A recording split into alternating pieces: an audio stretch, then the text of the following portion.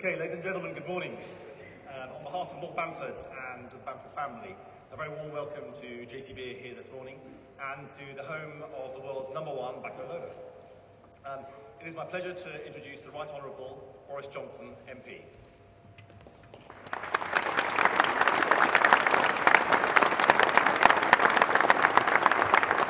Thank you very much, Ian. Good morning, everybody. Thank you. It's a great privilege to be here. I want to say a big thank you to everybody at JCB for making this possible. It's I think, about 20 years ago since I first came here with Nigel Chell to test drive the 3CX backhoe loader, that edition of it. And it's fantastic to discover that in the interim, you have sold nearly 750,000 editions of that machine, backhoes, across 150 countries. And you've done it with the optimism and the relentless technological innovation that I believe should be the hallmarks of the next phase of Brexit. And by the way, I want to congratulate this incredible company on its record year. I'm allowed to reveal it. Perhaps you haven't posted your figures yet, Nigel, but you've had a record year. Sales up 26% or something like that. Hashtag despite Brexit. Congratulations to all of you. Now, if like me you're privileged to drive one of these custard colossi, you will find that they're incredible things. They can move virtually any obstacle out of their path, tons of rock or gravel, and they can do it unbelievably fast. But, as I discovered, if you engage the wrong gear, then pow, that is a new entrance you've made to the back of your house. And that's kind of where we are now. Because I look at the barriers in the path of this country and our smooth departure from the EU, and there's no doubt that there are a few boulders still lying in the way. But I fear that we are at present pointing in the wrong direction and trying to change the wrong bit of the landscape. And if we spend the next few weeks hydraulically straining to move MPs from one camp to the other, or pointlessly trying to get Mr. Corbyn to come and parley at number 10, we'll be wasting our time. Because the deal, the withdrawal agreement, was thrown out by a record 230 votes, the largest majority in parliamentary history. And that was for the very good reason that it does not correspond to the result of the 2016 referendum. When 118 Tory MPs voted against this now deceased withdrawal agreement, it was because Leavers and Remainers were united in their dismay at a deal that keeps us locked in the customs union, unable to do free trade deals, unable to cut tariffs on our own, whether to make food cheaper or to help African farmers, and a deal that turns us into non-voting members of the EU single market, forced to take rules from Brussels so that this great company would have to accept whatever whimsical specifications Brussels comes up with for JCBs sold not just in the EU, but in the UK too, and yet with no say, no influence by UK officials or ministers in the devising of those rules. So that means if the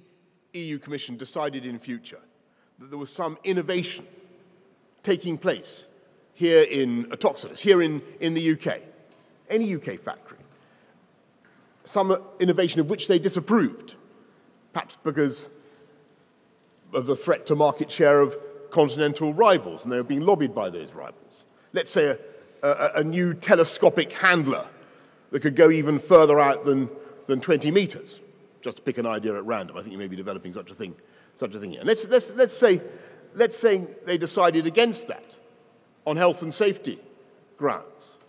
They could then pass a directive to snuff out that development, and the UK, without any say on the matter, would have no choice to obey.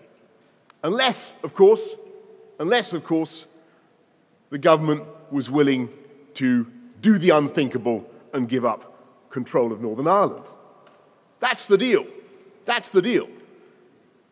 You either give up control of your trade policy, you give up control of your industrial policy, your ability to innovate with, for instance, telescopic handlers, or you give up control of Northern Ireland. That's the deal on the table. Does that seem like a good deal to you? I don't think so. That's not Brexit. That's not democracy. That's a betrayal of the long-term interests of great British companies. And it makes me utterly furious that a UK government could even contemplate such an arrangement. And that is why Parliament has voted this deal down so heavily. And the answer now is not to try to heave MPs from one side of the House of Commons to the other, get them to vote this thing through at the second time of asking. And it's no use trying to come up with some desperate new expedient, the Norway option, the Norway plus option, a second vote, a people's vote, as opposed to what, by the way? An animal's vote? All of which, all those options have already been discounted by the Prime Minister because they would be an even bigger betrayal of Brexit. And it seems incredible to me that anyone could imagine the solution was membership of the customs union, without any say in it, by the way, which is a flat contradiction, not just of the referendum, but of the Conservative manifesto.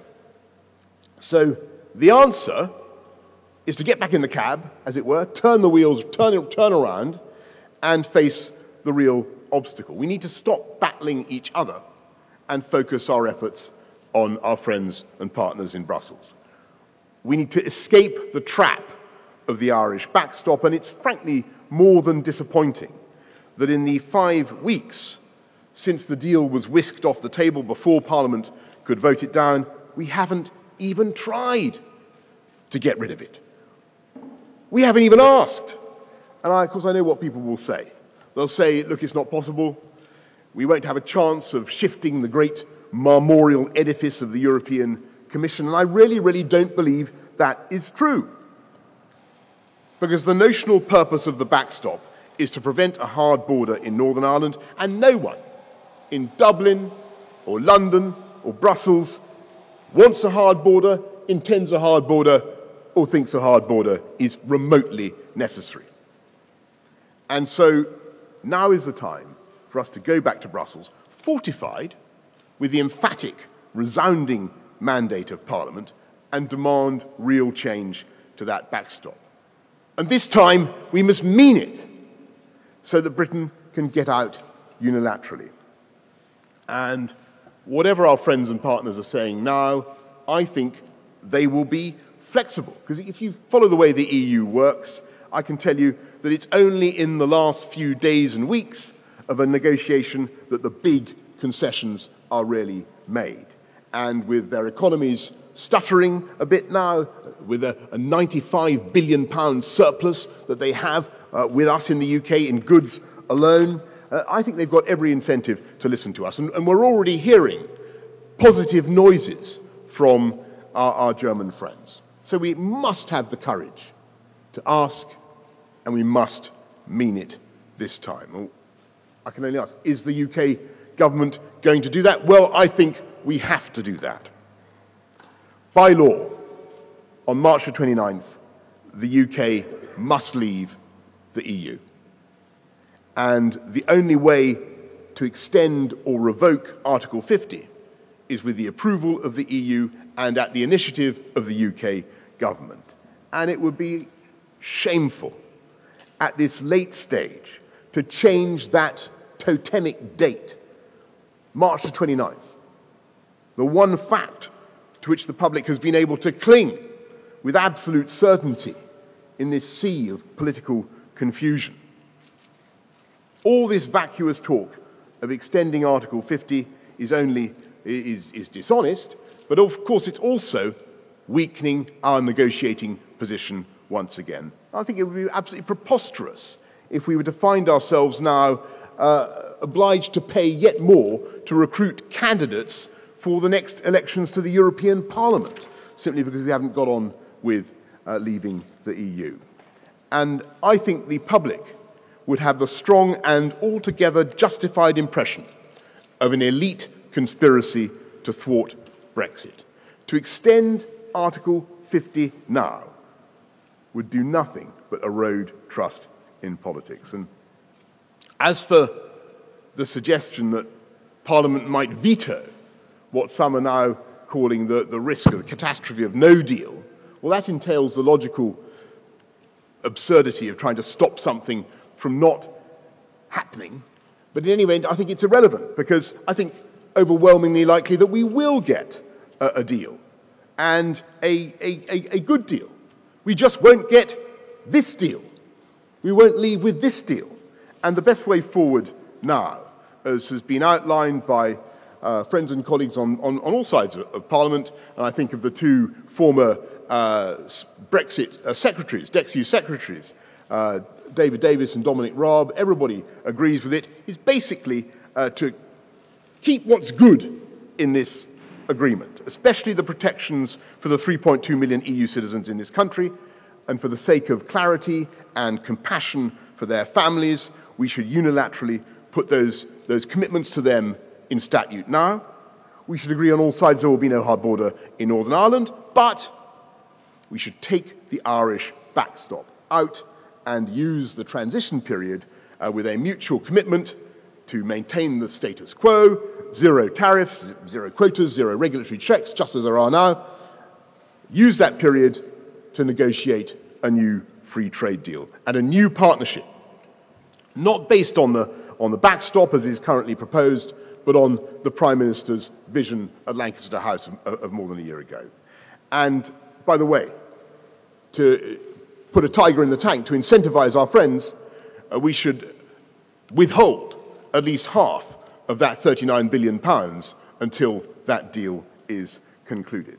And this time, if we mean it, and if we are determined, and if we make it clear that this is our best and final offer, I would be utterly amazed if we can't get agreement on these terms. And even if the EU side was so obdurate and self-destructive as to turn us down and to insist on tariffs and checks, even if they decided to punish the UK, then the truth is that as we approach that deadline of the end of March, we're finding now that even in that eventuality, bureaucratic and logistical problems that had previously seemed insoluble are melting in the face of human creativity. And it's not just Jean-Marc Puissesseau, the chairman president of the ports of Calais-Boulogne, who has said recently that actually the trucks will continue to flow over the border just as they do today. Listen to what Eurotunnel are now saying, or indeed to the clarion call of the chairman of this company, Lord Bamford himself, who wrote last week that he relishes the prospect of a clean global Brexit and trading on WTO terms. As I've been discovering today, 78% of your exports already go out on those terms. Now look, I'm not going to pretend that there won't be challenges.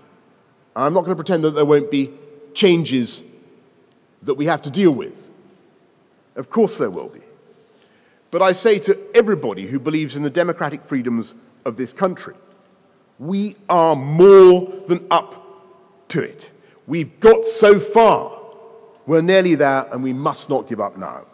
Because if we hold our nerve, I believe we can deliver not a pseudo-Brexit, a fake Brexit, in which we leave the EU but end up being run by the EU, but the Brexit people voted for, with all the potential advantages and opportunities. And if we get it right now, and we have some courage, we can forestall all the years of wrangling and uncertainty that I'm afraid will be the legacy of agreeing this deal. And we can stop going on miserably about the whole process of Brexit, which I think people have had enough of, and start talking about what Brexit can do for the people of this country and bring this country together.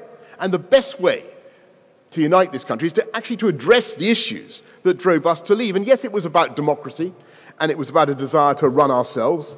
I remember the campaign, a feeling that the project of political union, EU political union, was not right for the UK.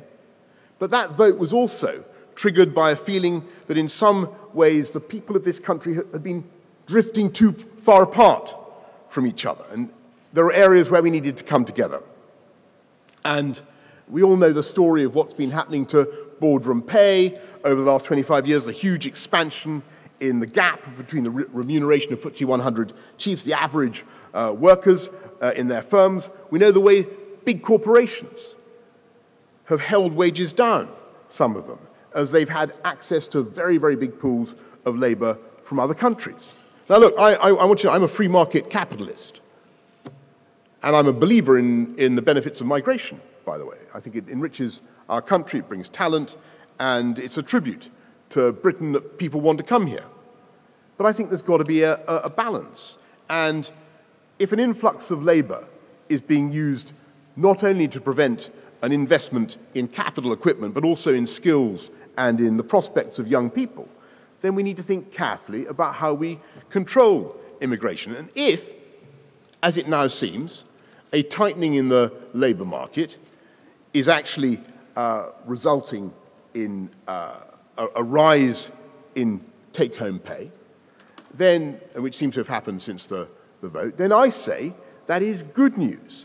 Because, frankly, this country deserves a pay rise. And it's good news that great companies like Travelodge, for instance, have announced they're taking on 400 more unemployed parents from this country. So if Brexit helps those people, those 400, to earn a little more, and if it holds out the prospect also of cheaper food, cheaper clothes if we're able to have an independent trade policy, do real free trade deals, cut tariffs, cheaper shoes and all that, we should welcome those developments instead of treating this as a problem we have to manage.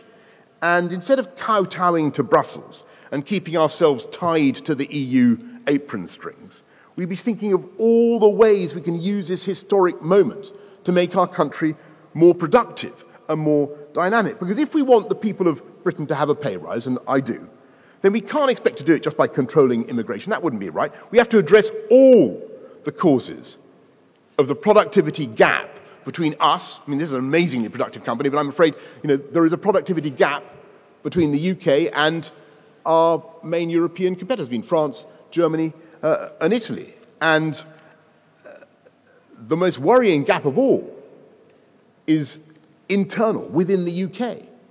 And I'm afraid it's between London and other countries and regions. And if you look at the distribution of the Brexit vote, you look at who voted what where, it's clear that people felt the gap in their prospects and their attainments between London and the region. And they wanted something done about it. They wanted attention to be paid. And if we're going to respond to that and bring our nation together, that means investing in great public services. Of course, first and foremost, it means making our cities safer. And just a shot in parenthesis at the current mayor of London, who isn't doing nearly as good a job as the previous guy. Crime seems to have really got out of his control there. That's a fundamental duty of government. That's the basic function of government. Make our cities safer. Make our country safer. Better hospitals. Use that. There's money now going into the NHS. Fantastic. Put the money into the NHS. Better transport links. We need to build more housing, particularly in London and the South East, where it's in such where the prices are so out of control. And one thing you can do to help is to devolve fiscal power to cities, big cities, and the regions. And that should be our campaign. Take those local taxes, bundle them together, and give them to mayors and politicians to spend on their local priorities, so that they then have themselves an incentive to go for policies that deliver growth and opportunities. And we should use the process of Brexit to speed up the planning process, get things done. And by the way, we could create free ports around this country, and we should, because there are plenty of coastal areas that would benefit massively from free ports. 135 countries have such free ports around the world. The UK has none, and they offer the phenomenal attractions in terms of growth and investment. We should be going down that way. Now, some of this a lot of it will cost money. I don't deny that.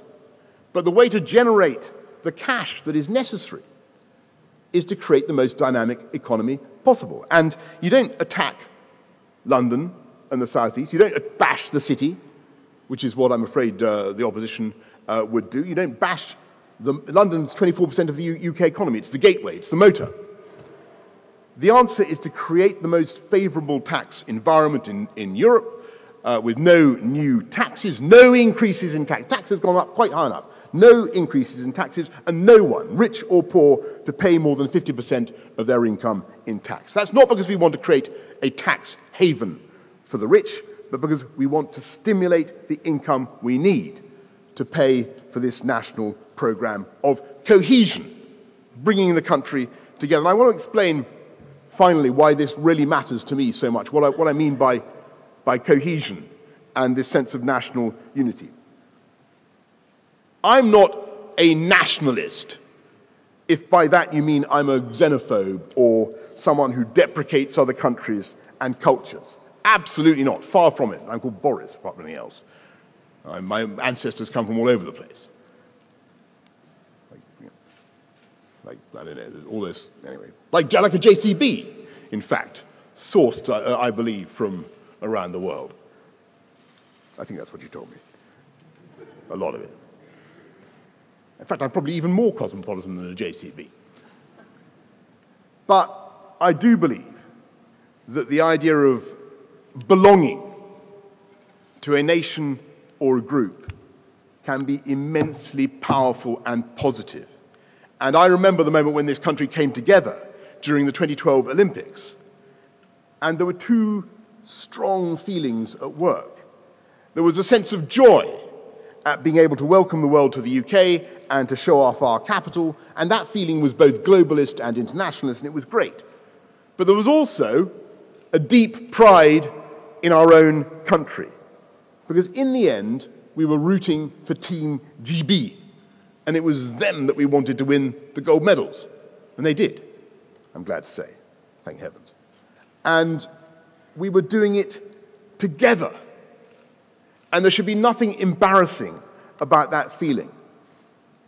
Because if people have that sense of belonging and of being part of the same team, then you will massively increase not just their sense of community and obligation to each other, but also their sense of what they can achieve. And if we can harness that spirit of teamwork and self-belief, then we can easily meet the challenge of Brexit. And indeed, I think if we can get it right, we can use this moment to reinforce our national optimism and self-confidence, because every study shows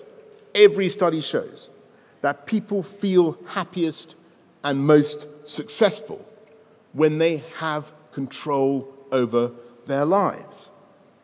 And it's that feeling of autonomy, doing something for yourself, running your own country, your own lives, that self-determination, which goes hand in hand with a sense of pride, which is ultimately what Brexit is all about. And it's the excitement and the satisfaction of having your own destiny in your own hands. And, by the way, using that autonomy to innovate in tech or data or bioscience or artificial intelligence or robotics or finance, any of those things, any of those areas in which Britain leads the world in a way that may be undreamt of by the EU Commission. And this should be and will be the greatest place in the world in which to turn a wacky idea into a world beater. It was Joe Cyril Bamford who came up with the idea, as I have discovered just today, that you could have one machine that combined a backhoe and a front loader, right? Absolutely brilliant idea. In 1953, he came up with it, and the world is now populated with the descendants of that glorified tractor. And mutated, much more beautiful, incredible, stunning machines that they are. And their genes, as it were, are spreading across it's not just 150 countries, I think it's almost 200 countries. Across the world, you're seeing JCBs in all their incarnations. And nothing and no one will stop their spread. And I congratulate you on what you're doing. But to maximize the opportunities ahead of us, we need that autonomy and we need that freedom. And to achieve that creative autonomy, we must follow the logic of what Parliament has voted for. That is, no to this deal that locks us in, and yes to exit on March the 29th. And whatever terms we eventually come up with, and by the way, I repeat, I do think that they will be favourable to us. I confidently prophesy, unlike many of the gloomy predictions that you are hearing at the moment, I tell you that the people of this country will prosper and they will manage that change. And I tell you now, in conclusion, everybody here in Atoxa, here at JCB, whatever the doomsters may say about Britain after March the 29th, there will still be Mars bars made in this country. In fact, there will be no shortage of Mars bars. We will still have potable drinking water in Britain. There will still be drinking water. They say there will still be drinking water. The planes will fly. The ferries will ply. And above all, as JCB has demonstrated, there is absolutely nothing, no bureaucratic prejudice or impediment that has been able to stop a British-made backhoe loader from roaring onto building sites around the world, and thereby creating thousands of fantastic jobs here in this country. So let us fire up the engines, stop dithering, emulate the spirit of JCB, and remove from our path the backstop that is the last Brussels-built blockage in the path of a global Britain. Thank you all very much for listening this morning. Thank you.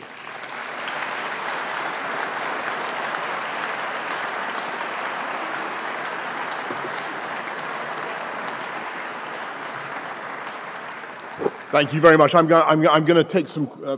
John, do you want me to, I'll go to the. Yes, Michael, and then Libby, and then Beth. Mr. Johnson, haven't you been all over the place on immigration in the last 5 years? 2013, you described yourself as the most pro-immigration politician in Britain. I think I said roughly the same just now. But anyway, in 2016, the referendum, you and your chum Dominic Cummings in the Vote Leave campaign suggested 80 million Turks would come to this country if we stayed in the EU, which was absurd then and is absurd now. Doesn't all of this show you'll say anything just to win an election? In this case, the Conservative leadership. Well, I didn't say anything about Turkey in the referendum. I didn't say anything about. I didn't. Well, you know, I didn't say anything about Turkey, and I think anybody who's followed my utterances over the last 20 years will know that I'm always been in the camp of those who defends and supports. Depends, and since I made no remarks, I can't disown them. The Vote Leave campaign did. Well, I didn't make any remarks about Turkey, mate. You were the leader of the Vote Leave campaign. You do me too much honour. I was happy to support Leave, and I did. I happen to think that immigration can be a wonderful thing for our country, but as I said time and time again, it's got to be controlled, and people got to have the crucial thing is people got to have a sense of who's running it and who's managing it, and the difficulty with the current situation is that the control doesn't lie with UK politicians, it lies in Brussels. And I remember the absolute outrage of various other ministers around the table in Brussels when I used to go to the council there, and then being told by the EU Commission what numbers of immigrants they had to receive at a qualified majority vote. And that's, you know, I'm pro-immigration, as I say. I'm the beneficiary of immigration. My family descended from immigrants. It's a fantastic thing. But it should be a matter for national discretion, and people should understand who in their country is responsible. So that was the point we were making, and that was why the slogan, which I certainly endorse and continue to support, "Take back control." That was what it was about. Libby.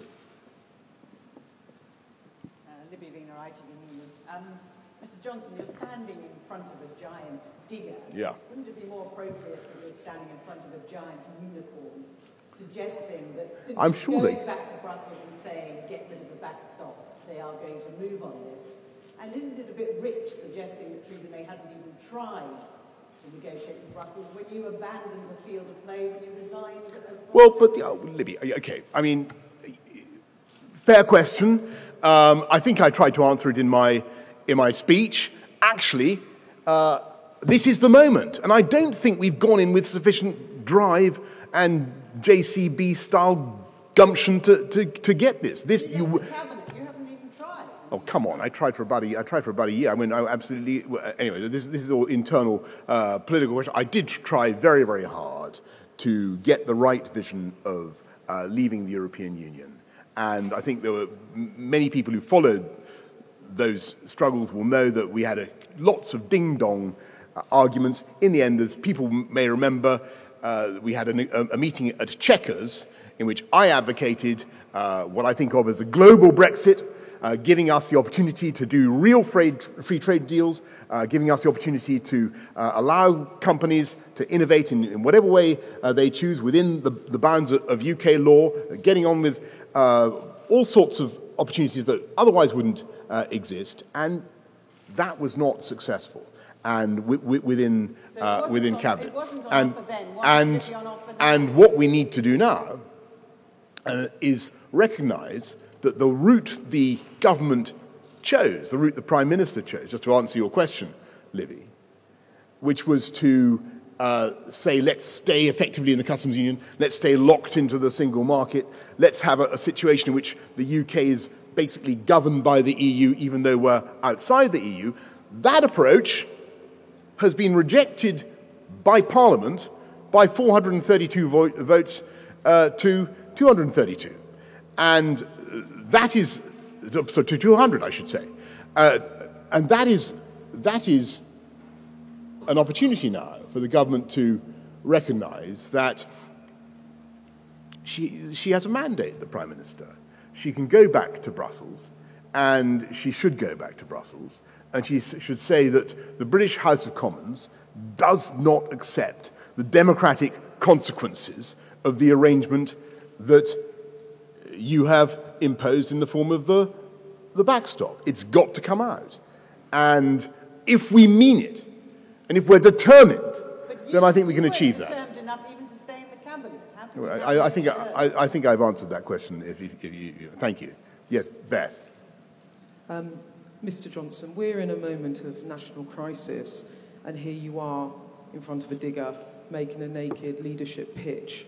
Theresa May has won a confidence vote. Why don't you just get behind her and stop undermining her? Well, actually, what I'm offering is, you're quite right, that the Prime Minister has won the confidence vote, and that's terrific, and I voted for her, of course. But she has not succeeded, emphatically not succeeded, in getting her deal through Parliament. And as I said just now, it's gone down by a majority of 230. That's unprecedented. It cannot come back. It is an ex-deal. What is needed now, and that's what I'm trying to do, is humbly and sincerely offer a way forward. We need to get through this, and we can only do it if we have conviction and determination, and we follow the logic of what Brexit was all about. And it's actually a massive opportunity. She needs to go back to Brussels and remove the backstop, or the most pernicious elements of the backstop, the way it locks us in, from the deal. And if she can do that, and if she really means it this time, then we can make progress. Just one more thing on that matter of supporting her. Would you back Theresa May as Tory leader if she does decide to call a snap election to break the impasse over Brexit? Would you support her? I think that most people in this country feel that they've had quite enough elections, and I certainly do. What they voted for was to leave the European Union and to take advantage of the opportunities of Brexit. That's what we should all be getting on and supporting. So you wouldn't support her? Just to be clear, because she said she wouldn't contest another election. Say again? Theresa May promised the 22 committee she wouldn't contest another general election as Tory leader, but if she decides to call a snap election, then that Well, might if be you know, difficult. Do you think she should stand down? I think it highly unlikely that that will be the outcome. I think it would be I think a snap election is not the right way through. Why call a snap election when you can just go back to Brussels and make the point that this deal is unacceptable and we want a better one? And it's so overwhelmingly in their interests to do better, and they can. So that's where we should be focusing. Yes. Peter Saul, BBC News. Mr Johnson, you've set out your opposition to many of the sort of potential options on the table here. Isn't it true, though, that the parliamentary arithmetic is against you? And even if we were, by some miracle, able to get rid of the backstop, surely a permanent customs union perhaps would be a more pragmatic way forward? Well, I have to say that I don't think there's any support.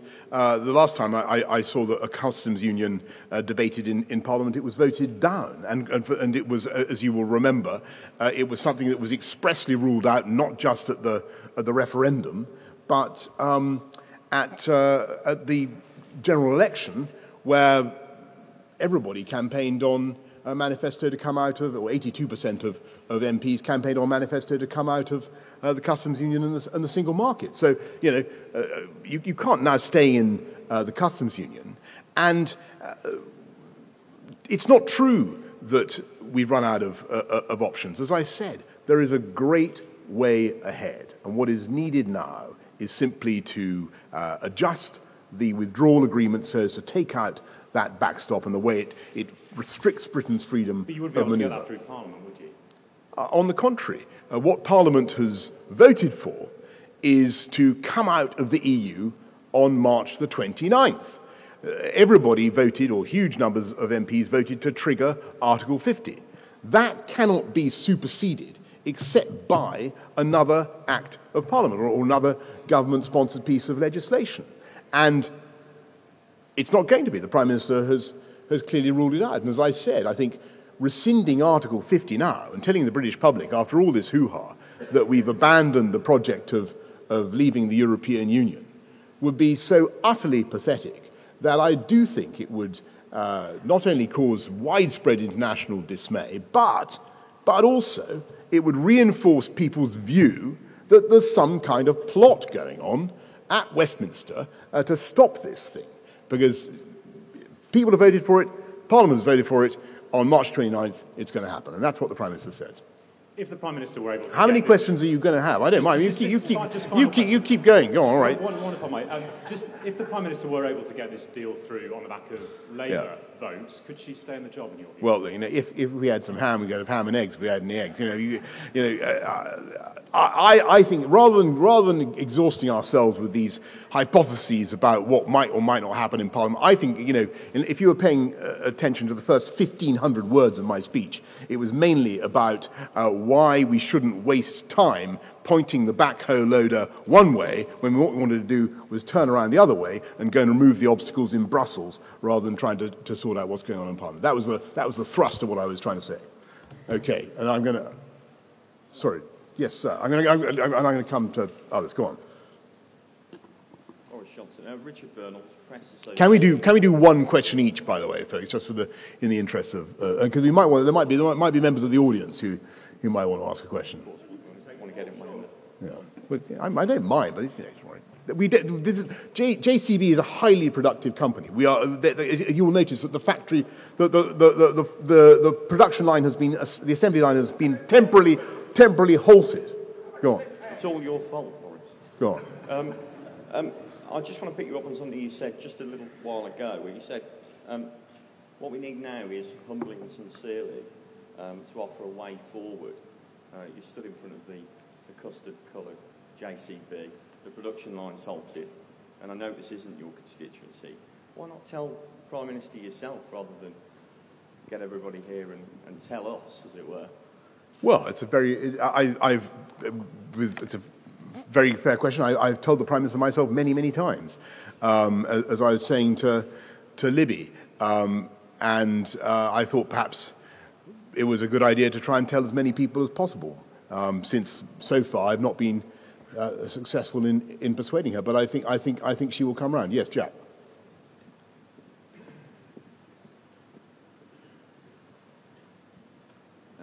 Mr. Johnson, just to offer another hypothesis about what might happen in Parliament in the coming weeks. Jacob Rees-Mogg said yesterday that if he was forced to choose between Mrs May's deal and staying in the EU, he would choose Mrs May's deal because it would at least mean leaving. Would you make the same choice, or is it never, never, never? What, to which? To her deal. It's not a choice I wish to have, Jack. There are ways in which I'm afraid the deal on offer is worse than being in the EU. Does everybody understand why? For the reason I gave, that if you tried to come up, normally speaking, if JCB comes up with a brilliant idea and you want to protect yourself from people in Brussels who may want to have to throttle that idea, to strangle it at birth, you have British civil servants around the table in Brussels or British ministers who can speak up for you. We're coming out of the EU, but under these proposals, we would still be run by the EU. So that is a real defect, and the same goes for the trade policy and everything else. I don't want to face that choice. I think what we should be going for is the kind of clean global Brexit that I have advocated. And by the way, the trade terms on which JCB does very well around the world. I have the microphone. Yes, come on, you with the microphone. Lynn Davidson from The Sun. Mr Johnson, you talk about uniting the country. Could you be the man to unite your party? And very quickly, the DUP have suggested or indicated they may accept a customs union if the dreaded backstop was removed. Would you be happy with that? Well, I'd have to see what the DUP have said. I saw a report about that. I think that the difficulty with staying in the customs union without any say in it is that you know, as I was saying to Jack Doyle, you're losing a lot of influence and you're not gaining very much. So I don't like that option at all. But I will study carefully what the DUP have to say. And on the first question, all I'm doing really, as I said, is trying to show a way forward. Yes. Mr. Johnson, Henry Zeffman from The Times. Alan Duncan said this morning that you have recklessly divided the Conservative Party and created a historic crisis in the UK. Me? He was your deputy as Foreign Secretary for 2 years and clearly doesn't think you're fit for a leadership role. Why should anyone hear? Well, because what I'm, with great respect to Alan and indeed anybody else, all I'm trying to do is bring people together on what I think is the most sensible way forward. And I genuinely think this is the answer. I think it's a great shame that we've gone down the wrong track, and there are various reasons why that happened after the referendum result. We had a moment when perhaps it could have gone right at Lancaster House. We had an election that didn't go entirely according to plan, and we are where we are. And I think, however, that we should be confident and we should be optimistic, and we can still get a great deal if we try and if we mean it. Yes, sir. Dan Sarah from The Guardian. What happens if Parliament rules out a no deal? It seems to be a majority in Parliament against no deal. Would that force you, if Theresa May can't get rid of the backstop, to support her? Because otherwise the option would be staying in the EU? Well, how do you rule out no deal except by having a deal? It's a logically difficult thing to do. I think that there will be a deal. I think that, of course, we are Britain, the EU, run by highly intelligent, sensitive people who understand democracy and who respond to the needs of their constituents, and particularly businesses. And they are not going to want to exit with a bristling palisade of sharpened stakes in the form of tariffs on either side of the channel. That is not going to happen. Absolutely not. And so, when people talk about that kind of no deal, I just don't think it's remotely credible. What could happen is that you could have the kind of agreement that I described. You could have a standstill, you could have a period in which you agree to keep things frozen as they are now until such time as you've negotiated a free trade deal. And that is a very live possibility, and that's the way we should go. I think we've exhausted, that's it. Anybody else? Well, thank you very much. And thank you so much then for your attention. I thank you to all of you for coming along to JCB today. Thank you.